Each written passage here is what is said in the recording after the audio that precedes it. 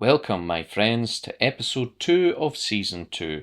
This is Supernatural Scotland, the podcast, and I'm your host, Mark Smith. So we're very close to Halloween now, and it's my favourite time of year. Halloween has a few different names in Scotland, but most famously known as All Hallows Eve. In Scotland, trick-or-treating is known as guising. Halloween is part of an ancient Gaelic festival called Samhain. It is a night marking the end of summer and the coming of winter.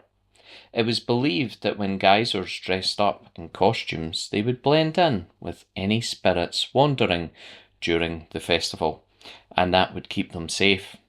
Once the guisers performed tricks or songs, they would be gifted with something to help them ward off evil. So no sweeties there. Scotland has a long history of death and tragedy, and this echoes through time with the hauntings of these ancient places. Sometimes we can figure out who these tragic people were, but sometimes the people are lost to history, and all we have to remember them by is the ghostly figures that haunt the land. Join me as we discuss more stories from Scottish history and the people involved. Our first location is Rait Castle. The lands were granted to the first chief of Clan Macintosh in the 1100s. Shaw Macintosh helped King Duncan IV with a rebellion in Moray and was rewarded with the title of Constable of Inverness Castle and was given lands in Findhorn Valley, which included Rait. In 1263, the fifth chief led the Macintosh clan in the Battle of Largs against the Vikings, which there was no clear winner of the battle, but this broke the Vikings' hold on the Hebrides. Sadly, 2 years later, he was killed in a duel, leaving his very young son, his heir.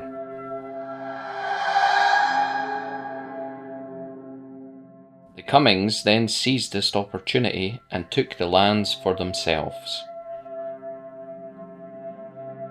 The Cummings were a strong family in the 13th century and were quick to action at any other family's misfortunes. They arranged their fair share of marriages for noble families in this period to build their fortunes and strength. Once they took hold of Rait, they would change their surname to match. Now forgive me if I don't quite pronounce this correctly. Gervais de Rait then built the existing castle as a replacement to the old manor house, which already existed. The son of the chief took the side of the King Edward I of England against Robert the Bruce when the war broke out. This led to the end of the Cumming clan's hold on Scotland. Robert the Bruce and John Cumming had a massive argument, and Robert the Bruce stabbed him to death in Greyfriars Church in Dumfries. After this incident, the clan took the side of England. The Scots gained independence, and the Cummings were stripped of most of their land and titles. They managed to hold on to Rait. The Macintoshes were furious about this, as they believed the land should be handed back to them, as they were big supporters of Robert the Bruce. The feud between the two clans continued. In 1442, an evil plan was hatched, right out of Game of Thrones. The Raits decided to arrange a banquet at Rait with the Macintoshes, all along planning to murder them. Cumming of Rait's daughter had fallen for a Macintosh and warned him of the evil plot. The Macintoshes decided to attend the feast knowing the dark plot afoot. The signal was a toast to the memory of the dead. The Cummings stood up ready to draw their weapons, but were surprised by the Macintoshes, who stabbed them with daggers.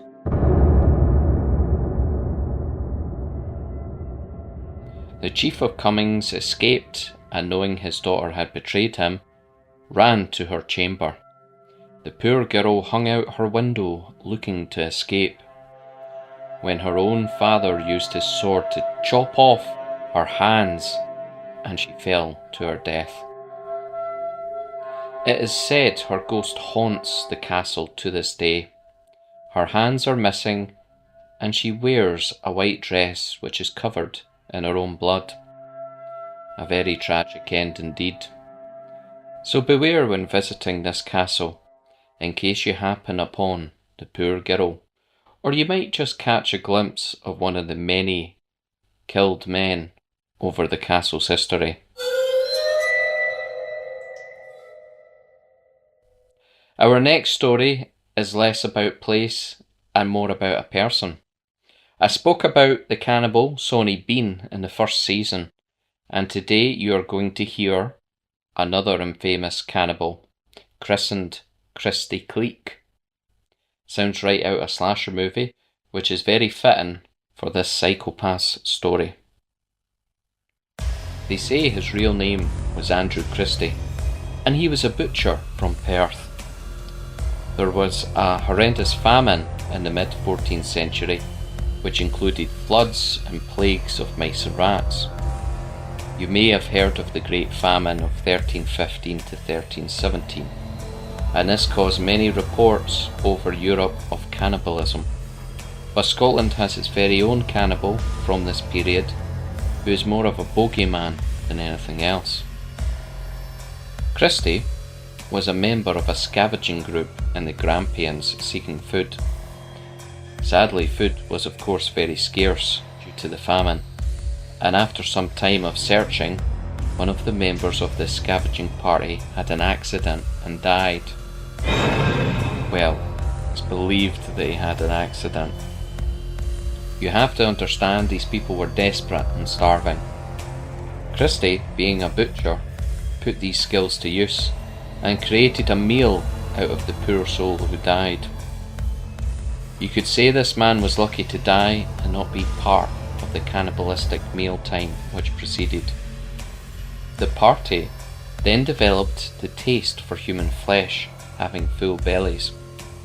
Christie became the leader of this group of scavengers, who then decided to continue with this newfound food source, as grotesque as it was. Were they evil to begin with, or had the desperation of hunger changed these men? They hunted for unlucky travellers in the Grampians. They would kill them and their horses for food, and Christie would do the butchering. It is believed that Christie would pull his victims from their horses with a large iron hook fixed on a long pole, kinda like a shepherd's crook, before slaughtering them for their flesh. It is claimed around 30 people were killed by Christie Cleek. As you can imagine, that is quite a lot of eating for him and his party, especially if you include the horses. An armed force from Perth was sent after these cannibals, as they became greedy, and this caused people to notice something was wrong with so many people disappearing. The army from Perth caught his grisly cannibal group. It is safe to say those not killed in battle were executed.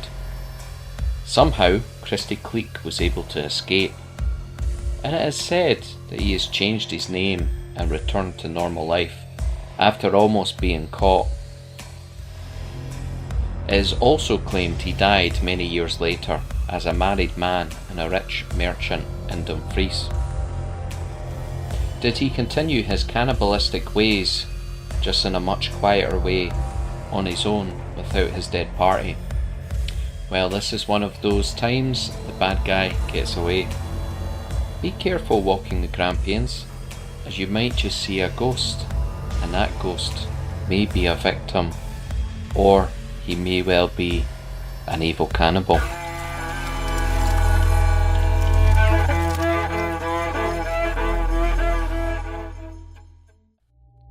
We are going to finish this week's podcast with Rait Castle. It is said to be haunted, but the scariest part of this castle is the legend of the Bocky Hound.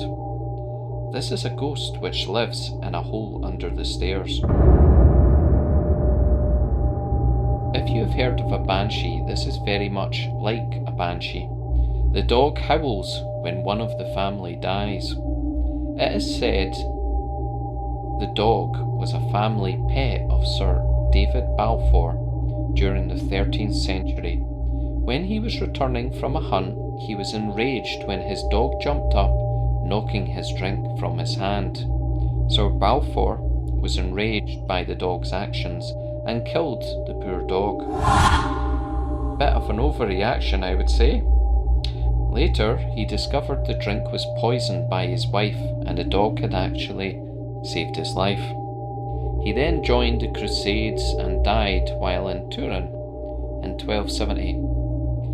It is said blood-curdling howls were heard all over the castle, and his wife was found dead in her bedroom, strangled to death. And now the dog's blood-curdling howls can be heard whenever a family member of the Balfours die. And that is the end of another episode. We are approaching Halloween now, and this time of year always holds a special place in my heart, as I'm sure it does with my listeners. So enjoy your Halloween season and stay safe. This is a time of year when the ghosts and ghouls can walk among us unknown. Just remember, on Halloween night, when your doorbell rings or you hear a knock at the door, remember to give out lots of sweeties, as you never know what might be waiting, and you don't want any tricks.